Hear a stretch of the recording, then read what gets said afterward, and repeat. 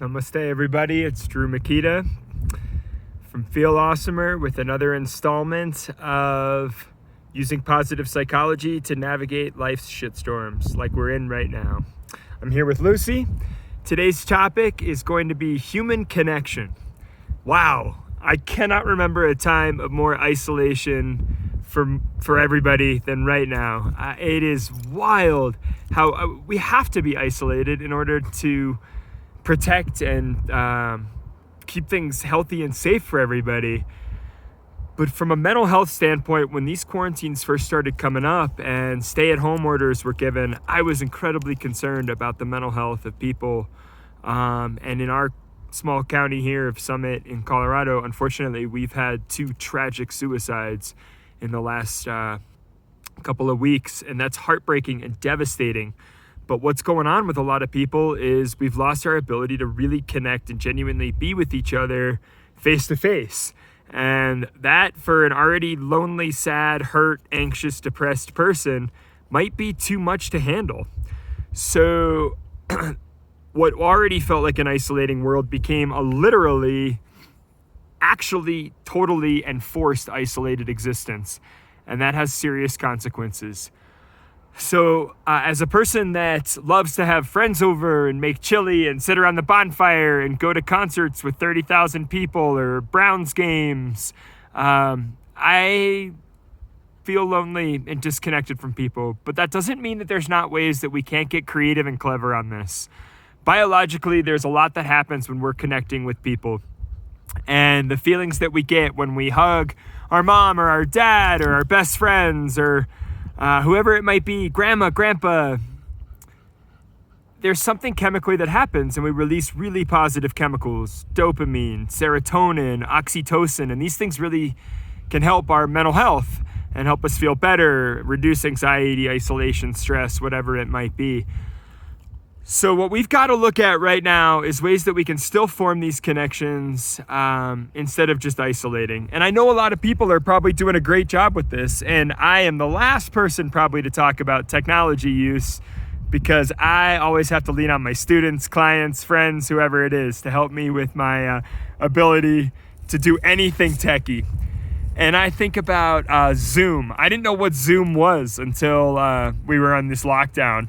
And now I'm finding these meetings that I get to be a part of, or having a meal or a drink or something with a friend of mine from 2,000 miles away, playing Pass the Pigs with 2 of my best friends, Max and Mike, as we literally have this game that's basically a dice game with pigs. And we would roll the pigs and pass them to one another, virtually each having our own sets, obviously. And it was great. We laughed, we teased each other, we talked smack like we do when we're all together playing anyways, and Max was the big winner, just for the record. But it was a great night, and for about 2 hours while playing this silly game, I felt like I was just where I belonged, with my people, with my tribe, loving spending time together.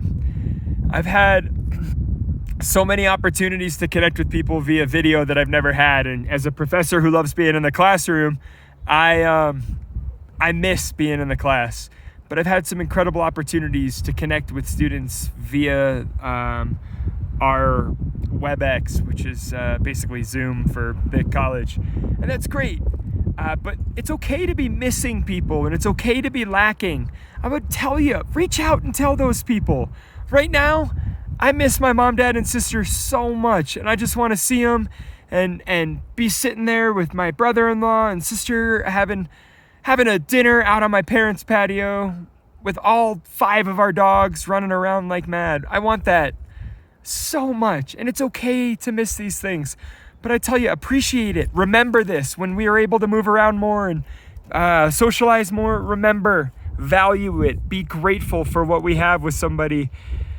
Those connections are real and they're meaningful.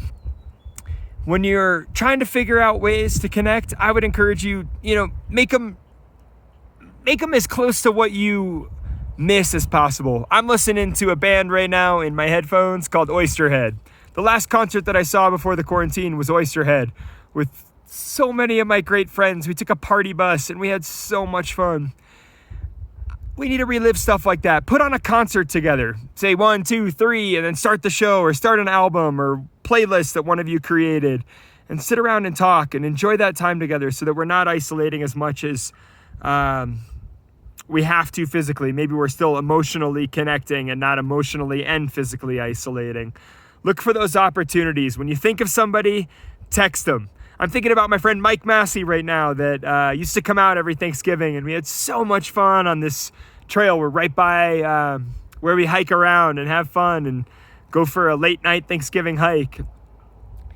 Reach out to people. Let them know. Remember those times. Don't just forget.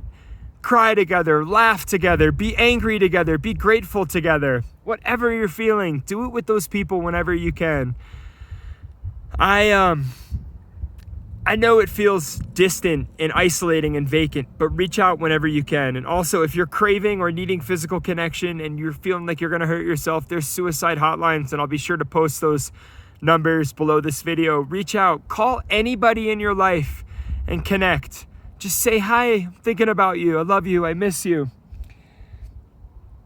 There is going to be a big change in the way that we socialize after this. So let's start forming some of those connection habits that maybe we're going to have to do remotely for a little while.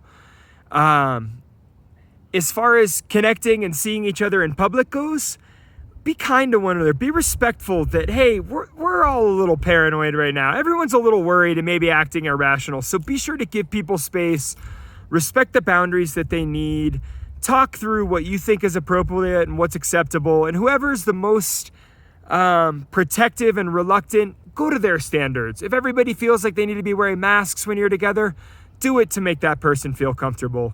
Don't bully somebody or tease them or make fun of them for what they need. We don't really know what we're up against. We're learning, but this is only a few months old. So be kind and respectful to what people need as far as boundaries on touch or connection go. And obviously, respect what we're being told that we should be doing. Let's err on the side of caution. Let's be kind to each other. Let's have some fun with this. It's okay. I feel like I've joined a group of people that rob banks because all we do is wear masks anymore. And, we're kind of distant and not as friendly as we once were. You know what? We're going to get back to being who we were. It might just look a little different for a while. Keep connecting with the people around you. Whatever that is, forgive one another. Be gentle. Be grateful. Be appreciative. I know that in the spring right now, I'd be organizing a group of people to go camping together in the desert. And you know what I had to do? I went camping with just one other person. And it was amazing. We enjoyed it. We made the most of it. We embraced and practiced gratitude. And the people that are in your life right now might not have been the immediate people that you wanted to choose spending a ton of time with. Maybe it is, and that's awesome. And you've got a great partner or person to be with. Let them know how valued they are and how awesome it is and that you forgive them. Be kind to them and understand that maybe they're going to have some rough days. Set boundaries on how much you want to talk about COVID. I cannot spend much time talking about it. I melt down, I cry, I get upset, I get stressed out. So I've got to have boundaries on how much I spend time talking on that. But I also need to respect that the people around me might need to process and talk about what they're feeling, what they're going through. So provide those spaces to feel whatever you guys need, but with the appropriate boundaries so that you're all feeling comfortable and can really strive.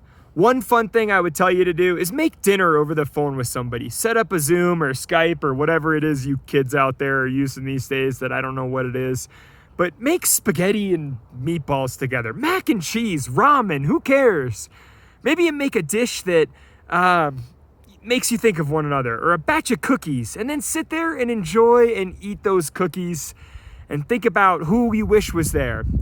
I often, with the people around me, I say, who's the person that you wish was here right now playing bocce ball with us? Who's the person that you wish was here that, we could share this bowl of chili with or watch the draft with? I wish I had all my Browns buddies around to watch the draft and eat ribs and chicken wings and whatever it is. But let's use this as an opportunity to grow together as best we can. It's not about what we don't have, which is the ability to hug and kiss and see our friends in the way that we want to see them or be in big groups. But that doesn't mean that we can't. Let's focus on what we can do, which is still connect in maybe a slightly different way. I look forward to listening to some concerts with my good friends and evolving and adapting as best we can. Thanks for watching. Have a great day from Drew and Lucy.